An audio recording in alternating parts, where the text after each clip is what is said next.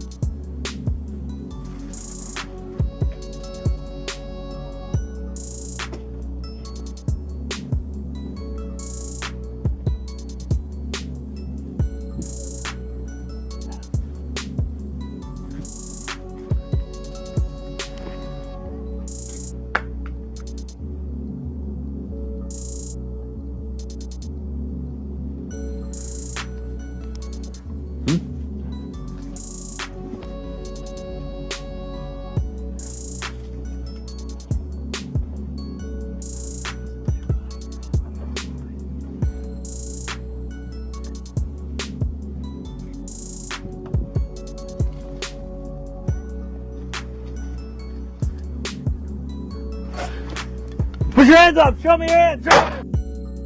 As men in our community, we are called to stand up and protect the women in our community. That's right. And when our women are not safe, then it's going to get to a point that we can no longer be passive. There you go. At some point, we have to fight aggression with aggression. As pastors and Christians, yes, we're called to love. We're called to forgive, but we're not called to be fools. That's right. And it's time out for you continue to kill the people in our neighborhood and expect us to be passive. So again, I'm with Bishop Kirkland. When I first got involved with this is what I said. What bothers me with us as a community is 2 or 3 weeks we'll be upset, we'll be angry, and then we'll go on with life.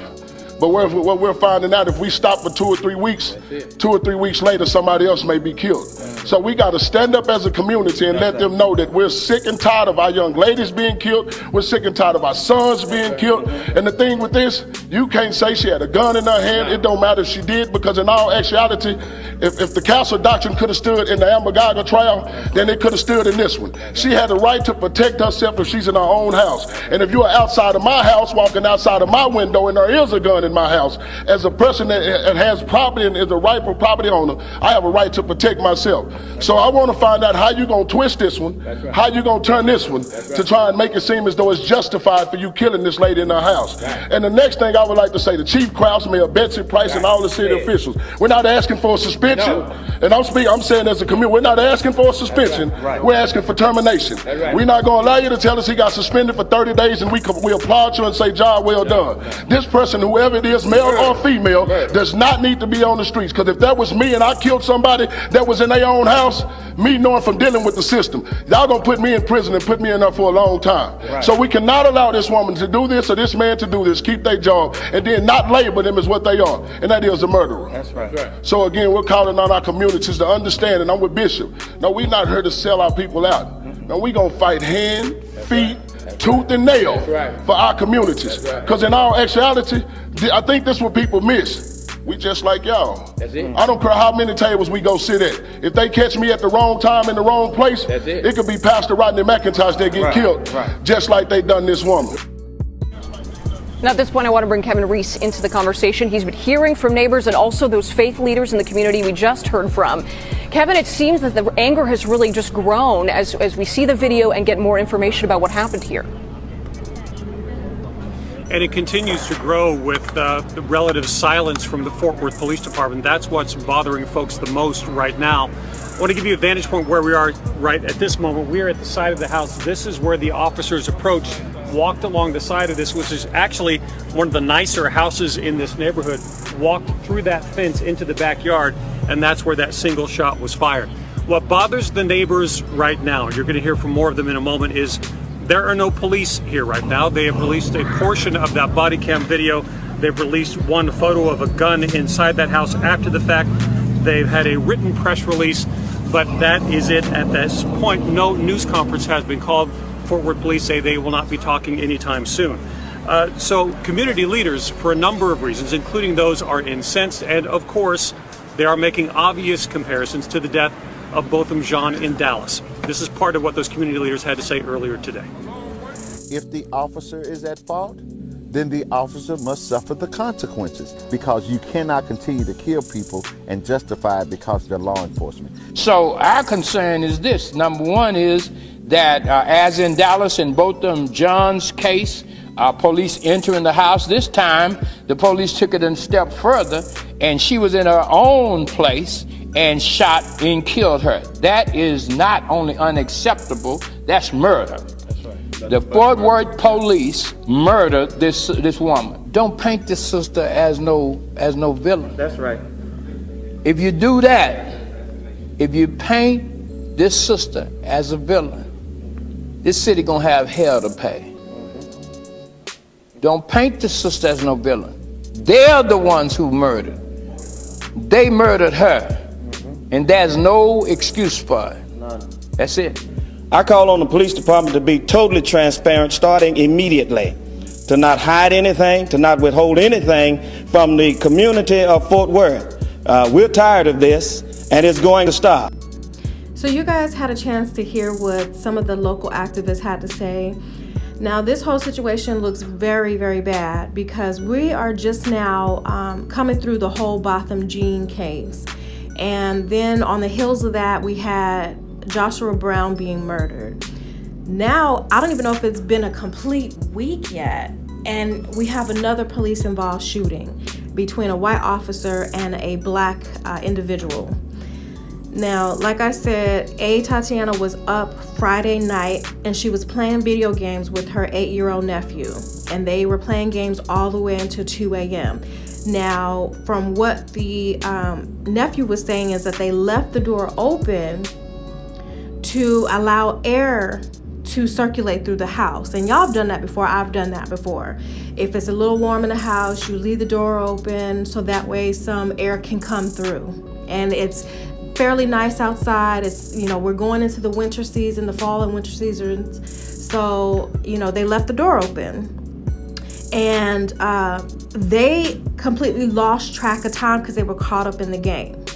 So they didn't even notice what time it was. And at about 2 a.m., her neighbor, who noticed that her front door was open and her lights were on, which he felt was not a normal practice for her, he ended up calling police on a non-emergency number and asked them to do a welfare check on her. Now, had the guy went over, knocked on the door himself, or looked around to see if there was anything that he could see that was out of the norm, she may have came out and said, oh yeah, we forgot that, the door was open, we're in here just playing games, everything's okay.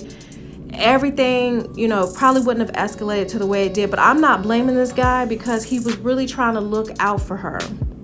And it's not his fault what happened or what transpired after his call.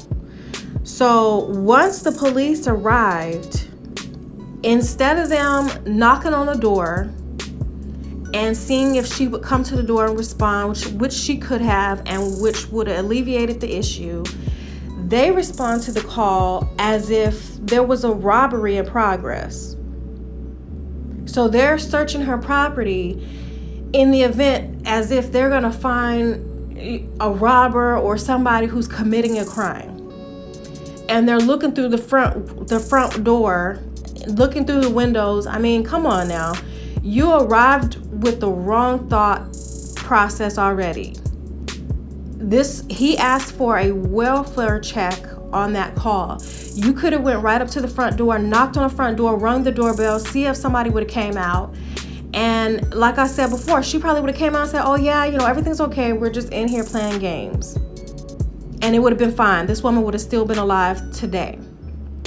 But instead, the police searched the property, go around back to where the bedroom is, and at some point he noticed her looking through the window. She's in there trying to see where the noises is coming from. And he yells at her to let him see her hands. Well, at this point, he has not even identified who he is. So she doesn't know who he is. And then he immediately shoots her through the window. Now, here's the thing. If you're sitting in your house and you start hearing noises coming from the outside of your house at 2 a.m., where people are normally indoors like where she was, what are you going to do? Your first thing is you're going to go look to see where this noise is coming from, what is going on. The second thing you're most likely going to do, especially if you're licensed to carry, you're going to go get your weapon if you have to defend you and those that are in your home. She had a responsibility to defend this child that she was with and whoever else could have been inside the home at the time. So she goes to the window and looks out and immediately gets shot. She don't know who this person is. This could have been a robber yelling at her, let me see your hands. You don't know, because he did not identify who he was. And on top of that, she wasn't even given enough time to respond to any of his commands. You yell at her to let her see your hands, and then don't even give her enough time to show her hands. You immediately shoot and kill her in front of this 8-year-old boy. Then not only that, they turn around and the police took pictures and then released them to the public of a gun on the floor inside of the house. But I'm being told that it was a gun that was found in a completely different room than where she was. But your point would be what? Because as a homeowner, she has the right to defend her home. She has a right to have weapons inside of her home. Your point is what? The fact is that this police officer murdered an innocent woman inside of her own home. And now they left an 8-year-old boy to suffer the mental anguish of seeing his family member, somebody he loved dearly, murdered in front of him. What this police officer did was unlawful. It was unlawful. Police are trained to handle stressful situations. But we are seeing time and time again, it's being proven that these officers are not following protocol. They're not following their training. And then when these police chiefs, either they're silent or when they don't even step up and denounce these type of shootings or unethical behavior that's happening within their policing, they're saying that they basically support the actions of these officers. These officers are out here murdering innocent people, and they're not being held accountable. I honestly don't believe that these shootings are by accident. I don't. There's no way that you can say that all these shootings happening are by accident. You're not training your officers correctly. That's what you're basically saying. I believe that these shootings are thought out. I believe that they're planned, and I believe that they're carried out for a purpose at a higher level. And I believe that that purpose is a way for them to control the Black population. And that's just my belief. And by them killing people like this, they're basically taunting Black people to get a reaction. That's what you're doing. You're taunting Black people to get a reaction. You're basically pushing the Black community up against the wall intentionally intentionally to get a response. And I honestly believe that when that response comes, you're not going to be prepared for that. Black people have never been violent people. Yes, we can be violent against each other. We can be violent against other people at times. But the majority of Black people are loving, caring, praying people. That's why every time that there's a shooting in our community, what happens? People want to stop and pray. But at the end of the day, we have to understand that those prayers, you cannot pray about something and expect it to just get solved. Prayer without action does not work. That's why we're not getting any results, is because people are just resorting to praying and that's it. That's it. Now, there are millions of Black people across this globe. Millions. And there are Black people that serve on these police departments. They serve as police officers and they are watching the behavior of some of these corrupt police officers in disgust. Now, a lot of these police officers are quiet. They don't want to speak up because they're scared. And I understand that situation. And I will never say that all police officers are bad police officers, because they are not. I've encountered some really amazing police officers. I even remember as a kid, having encounters with some amazing police officers. And at one point, I wanted to be a police officer. I did. But there's an issue when there are good cops watching bad cops do bad things and are not saying anything. That's where the problem is. But how long do you think that these good cops are going to remain silent? My thing is this. If I was a police officer and I put on that badge and put on that uniform every single day, and with my moral compass go out with other police officers that I know that are doing unlawful activities, there would only be a certain amount of time before I would have to take that uniform off permanently, because my moral compass would not allow me to sit back and watch things like that happen and not speak up. I'd have to leave, period. So if you're around a corrupt officer doing bad things, at the end of the day, either A, it's going to rub off on you, or B, it's going to eat you up until you have no choice but to say something. But people all across this country are watching the patterns of these shootings happening in America. They're watching. It's becoming harder and harder for police officers to wipe away that filth, the hatred that they have for certain communities. It's completely becoming hard for you to disguise that. People are now seeing through what is happening. But there are people out here that are counting on us as a community staying asleep. They have tainted our food. They have poisoned the foods that we eat. They have messed with the medicines that we ingest. But people are slowly starting to wake up and realize what's going on. The same gangs that they're speaking negatively about, they're starting to become. People are looking at the police department as a gang. They no longer look at them as protection. That's sad. The community violence that they've spoken out about, they're now participating in it. The drugs that they're removing off of the streets, they're stealing and distributing right back into our communities. Their filth is being seen by millions of people across the globe. That's why so many people outside of America, if you have a conversation with them, if you look at some of these forums, they don't understand why Black people are so quiet, why people of color, period, are so quiet and allow the government to do these type of things to to our communities. You see all across the world that people are rising up and they're speaking out against injustices. But the United States has the largest amount of people, the largest communities, and we're the most silent people.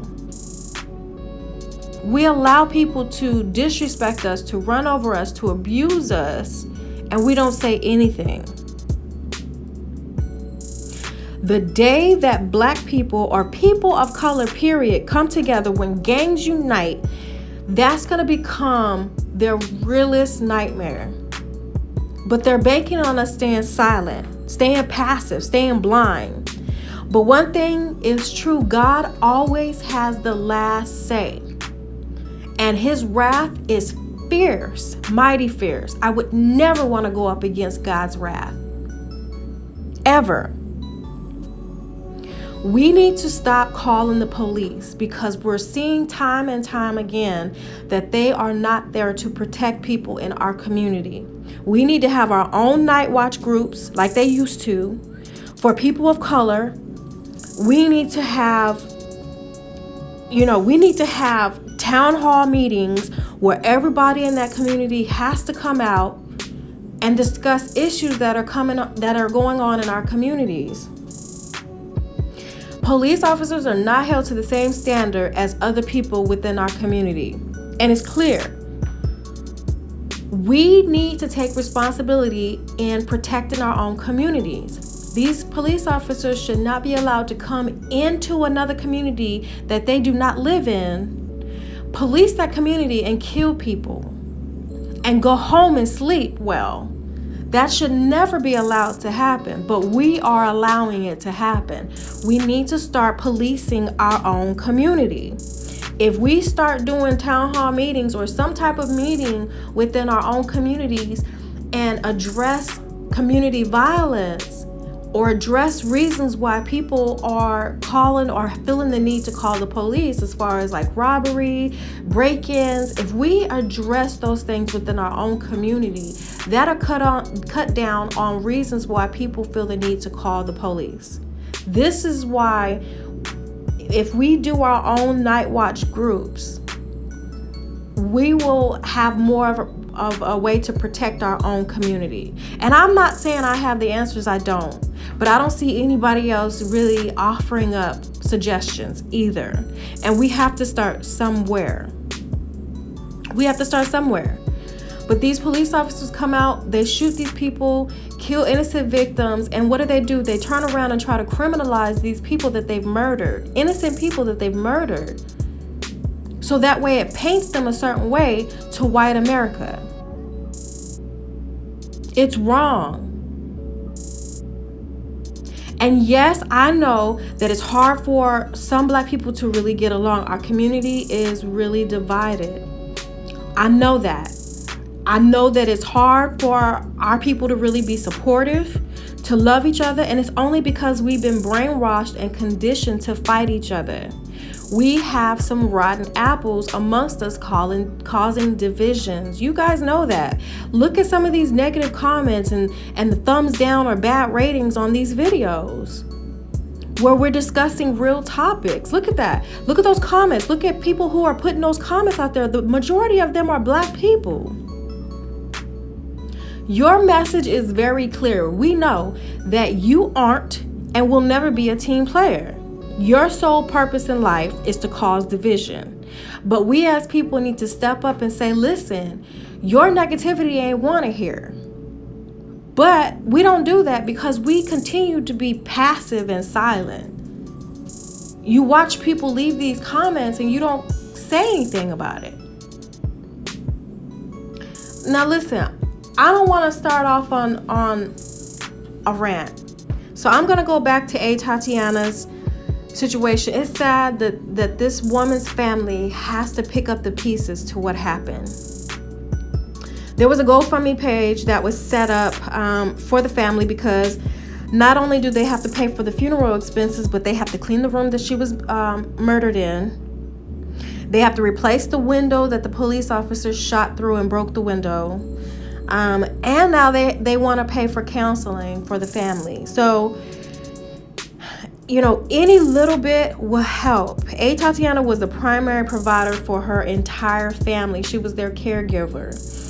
So now they have to pick up the pieces and figure out what they're gonna do. So this GoFundMe is it'll help, you know, it'll add additional help for the family. So if you want to donate, I'm gonna leave the link in the description. It's up to you. I'm not telling anybody to donate. I'm gonna donate.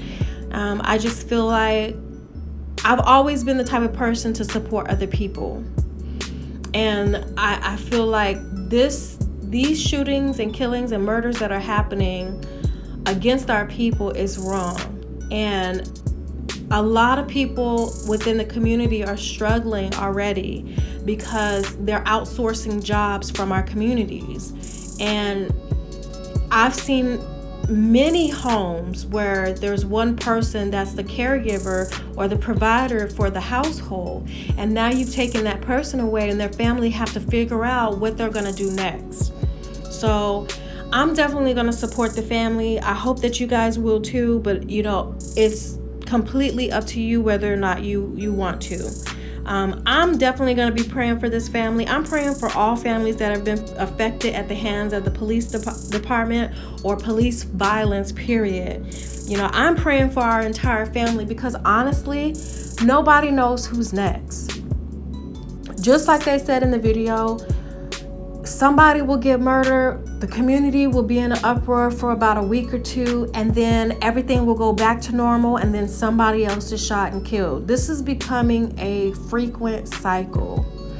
We have to do something about this. It cannot be accepted. We are sitting back and watching people murder our loved ones without any recourse. These people are not going to prison. And if they do, they're basically walking away with no time at all. They're getting 10 years in prison and they're able to overturn their case. When people that are being caught for less crimes, such as marijuana, are getting way more stiffer sentences. It's not acceptable. It's not okay, and we must speak out against that. So what I'm telling my people, stop calling 911. Stop calling police. You know that they're not here to help you. And that's the sad part about it, but it's true. And until the police department all across the United States come out and they denounce these type of shootings, it will always be a factor in our community. So I'm gonna stop here. You guys can leave your comments below. Listen, I know that there are gonna be some people that are not gonna agree, and the majority of them, sadly, will be Black people.